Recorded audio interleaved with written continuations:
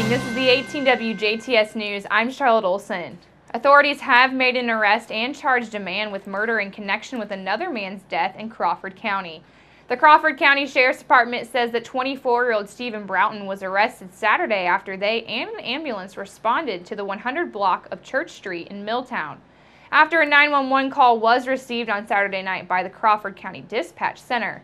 Authorities say that the caller, later identified as Broughton, stated that a victim, 41-year-old Larry McDonald Jr., had been hit in the head with a baseball bat.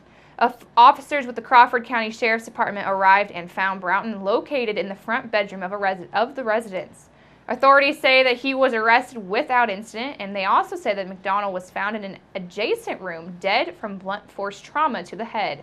Investigators say that domestic violence and verbal abuse appear to have been contributing factors in the incident. Police say there is no record of officers having been sent to the home in the past.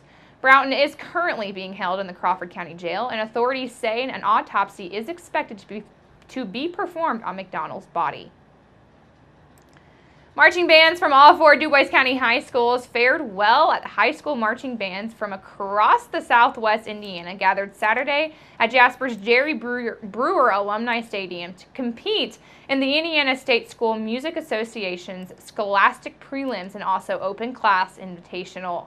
The Jasper Marching Wildcats, Forest Park Marching Rangers, and the Marching Raiders of Southridge all won a gold rating and are advancing to next week's Open Class Regionals. The Marching Jeeps of Northeast DuBois will be going straight to Class B Scholastic Finals October 22nd at Lawrence Central High School in Indianapolis. 19 bands competed at the ISMA Scholastic Prelims this past weekend. Jasper, Forest Park, and Southridge will all take part at the Indiana State School Music Association Regionals this Saturday, October the 15th at Central Stadium in Evansville.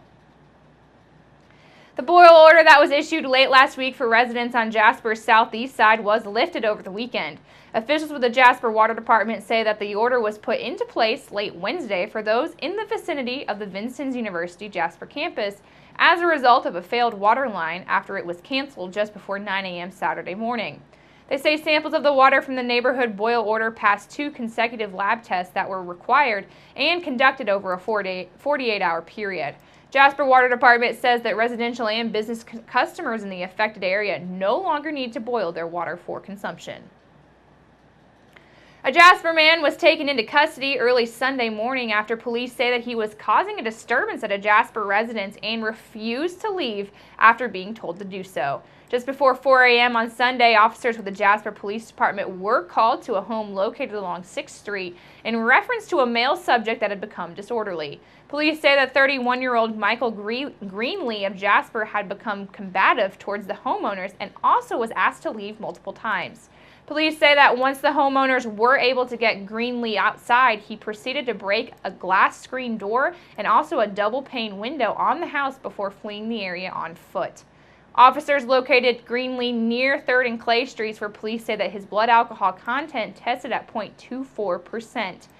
Greenlee was then taken into custody and lodged into the DuBois County Security Center, where he was booked on a misdemeanor count of criminal mischief, disorderly conduct, and also public intoxication. Jasper police were assisted at the scene by DuBois County Sheriff's Department. 2 people received minor injuries and 1 was charged after an incident where 2 vehicles were in an accident that took place on the intersection of 6th and Clay Streets near the downtown square in Jasper early Saturday evening. Jasper police say that just after 6:30 p.m., a crossover SUV driven by 47-year-old Tammy DeVille of Leopold was traveling eastbound along 6th Street, while a Jeep driven by 50-year-old Shane Lindauer of Jasper was on the same roadway but headed west approaching Clay Street. Police say that Lindauer was looking to make a left-hand turn and head south onto Clay when his Jeep was struck on the rear passenger side by DeVille vehicle, causing a collision with a nearby utility pole. Shane Lindauer complained of head pains and dizziness, and his wife Diane complained of pain to her arm. Police say that both refused EMS at the scene, and DeVille's SUV sustained $6,000 worth of damage, while damage to the Jeep was estimated at $5,000. Police ticketed Tammy for failure to yield to the right-of-way.